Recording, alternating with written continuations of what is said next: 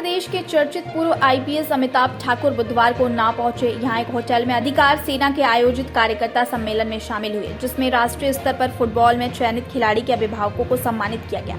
इस दौरान अमिताभ ठाकुर को अधिकार सेना के राष्ट्रीय संयोजक के रूप में सम्मानित किया गया। इसके बाद पूर्व आईपीएस ने हाईवे स्थित एक गौशाला का निरीक्षण किया, जहाँ गोवंशों की दुर्दशा देखकर उन्होंने नाराजगी व्यक्त की और मुख्य पशु चिकित्सा अधिकारी से फोन पर बात कर व्यवस्थाएं सुधारने को कहा।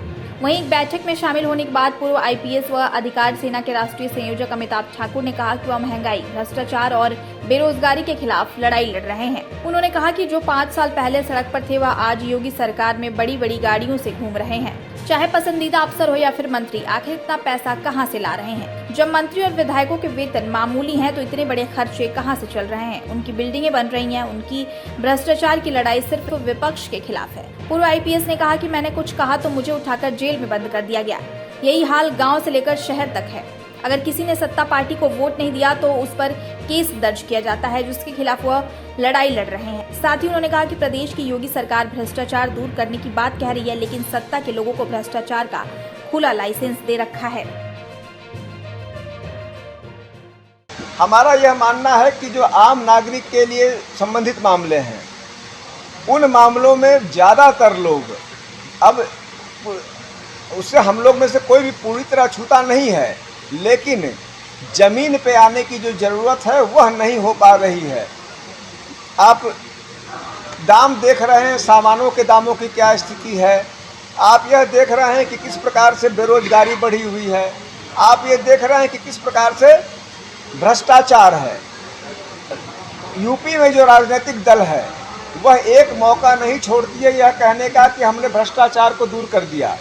अगर वो ये कहें कि हमने विपक्ष में, यदि किसी ने 500 साल पहले भी, क्योंकि अब तो सारी चीज़ें 500 साल पहले से ही गिनी जा रही हैं, 500 साल पहले किसी ने भ्रष्टाचार किया था और विपक्षी दल का नेता है, उससे तो हमने नेस्त नाबूद कर दिया।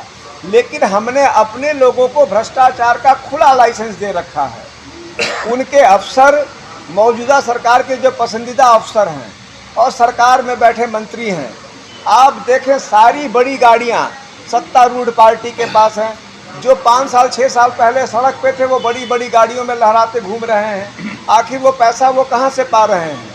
जब तनख्वाह मामूली है, चाहे मंत्री की हो या विधायक की, तो वो कहां से इतनी बड़ी बड़ी गाड़ियां बना ले रहे हैं?